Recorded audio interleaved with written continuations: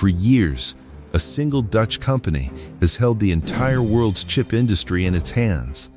Not by accident, not by luck, by physics. The machines it builds are so technically complex, so layered with precision optics and laser engineering that no government, no competitor, no amount of money had ever successfully replicated one. That monopoly felt permanent. Then, in July of 2026, a company most people had never heard of, operating out of a shared office building in Shanghai with no public website and no press releases, began shipping the machine that was never supposed to exist. That machine is an immersion deep ultraviolet lithography scanner. And the company building it is Shanghai Aishengna Electronic Technology Group. You have almost certainly never heard that name before. That is not an accident either. If you find this kind of story fascinating, the quiet breakthroughs that reshape entire industries before most people notice, consider subscribing. This channel covers exactly this territory. To understand why Aishengna's machine matters so much, you have to understand what lithography actually does and why it was so extraordinarily difficult to build domestically. A lithography machine is the device that prints circuit patterns onto silicon wafers.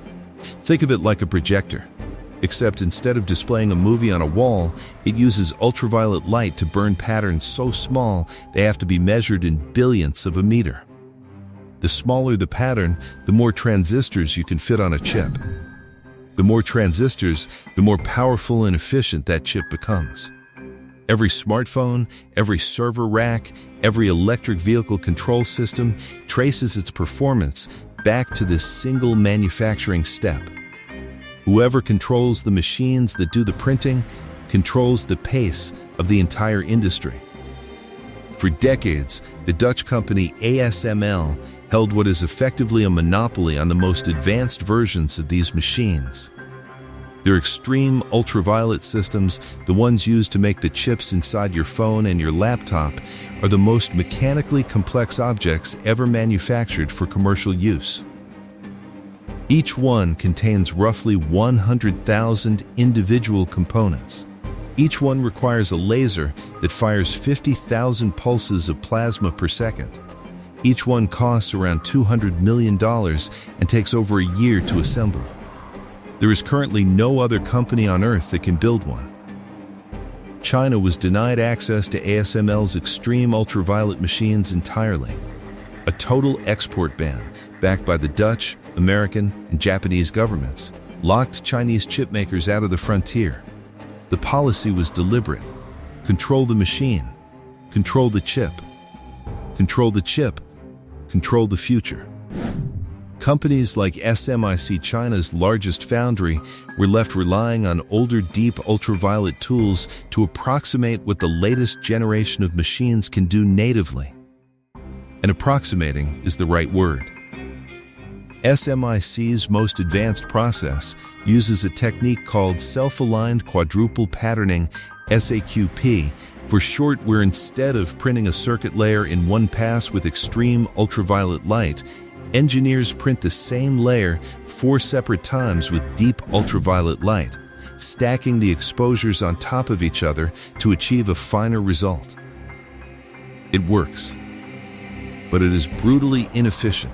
Where TSMC produces roughly 100,000 wafers per month at its most advanced 3-nanometer node, SMIC produces around 3,000 to 4,000 at its equivalent 7-nanometer process. The volume gap is approximately 30 times. Every chip SMIC makes at that resolution costs more to produce and carries a higher defect risk than the equivalent coming out of a facility running on extreme ultraviolet light. The cost premium is not trivial. According to institutional investor analyses published in 2025, SMIC's 5-nanometer wafers developed using DUV multiple patterning could cost up to 50% more than TSMC's equivalent. Yield rates, which measure what fraction of chips on a wafer are actually usable, were reported as low as 33% on some advanced nodes. TSMC, operates at yields well above 90% on mature processes. That gap in efficiency is the real competitive weight China has been carrying. So the question was never whether China wanted to close this gap. The question was how. And the deeper problem was that the gap was not just about the machines themselves. ASML's immersion deep ultraviolet tools, the best ones China was still legally able to access before export controls tightened further, represent decades of accumulated engineering. The optics come from Zeiss in Germany. The light sources come from Cymer in California. The precision stages were co-developed with partners from Japan and the Netherlands over more than 20 years. Taking away the final machine is not the same as taking away the knowledge, the supply chains, and the institutional partnerships embedded inside it. Building a domestic alternative from scratch means rebuilding all of that simultaneously, under export pressure, without access to the subcomponents your competitors take for granted. The optical columns inside a modern lithography scanner must maintain alignment tolerances measured in fractions of a nanometer across temperature swings during operation. The vibration isolation systems have to filter out interference at frequencies finer than anything in the surrounding building structure. And the software control systems that coordinate all of these moving parts in real time took Western engineers over a decade to tune to commercial reliability. There is no shortcut through any of it. That is what made the problem genuinely hard, not politically hard, physically hard. Beijing's response was to throw money at the entire supply chain at once. The third phase of China's National Integrated Circuit Industry Investment Fund, commonly called the Big Fund, committed approximately 340 billion yuan, which converts to roughly $47.5 billion, with a specific focus on lithography equipment. State-backed firms were funded to attack each individual subsystem independently. The light sources, the optical columns, the alignment sensors, the wafer stages. The goal was not to produce one working machine. The goal was to develop the complete ecosystem needed to produce machines at scale, reproducibly, with domestically sourced components wherever possible. The institutional result of that investment is what reporters began uncovering in July of 2026. Shanghai Aishengna Electronic Technology Group had been quietly absorbing engineering teams from two of China's most advanced lithography startups, Yuliangsheng, an affiliate of the Huawei-backed equipment maker SiCarrier, and Shanghai Microelectronics Equipment, known as SMEE, which has been developing domestic lithography tools since the early 2000s. Corporate records showed Aishengna and Yuliangsheng sharing the same Shanghai address. Recruitment filings confirmed the talent consolidation had been underway for months before anyone outside the industry noticed. The company had no public website and had made no press announcements. It had simply been building.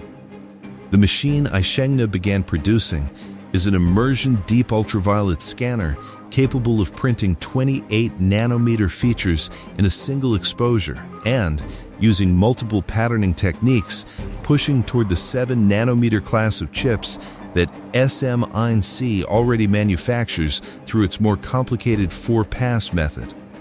The SSA 800 model, transferred from SMEE to the new entity earlier in 2025, processes 150 wafers per hour on paper.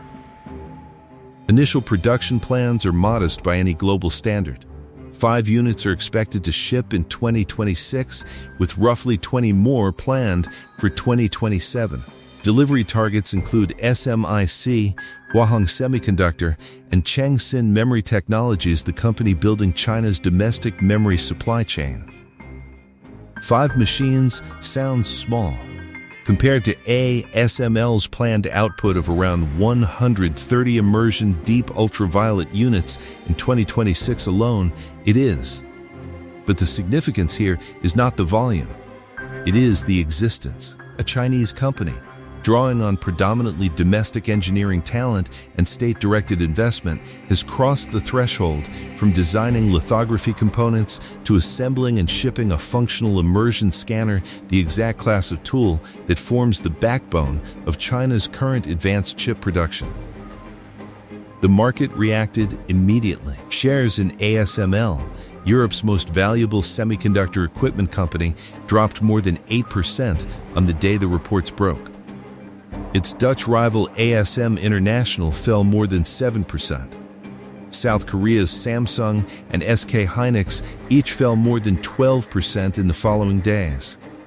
Japan's Nikkei index dropped more than 4%. The sell-off was not irrational.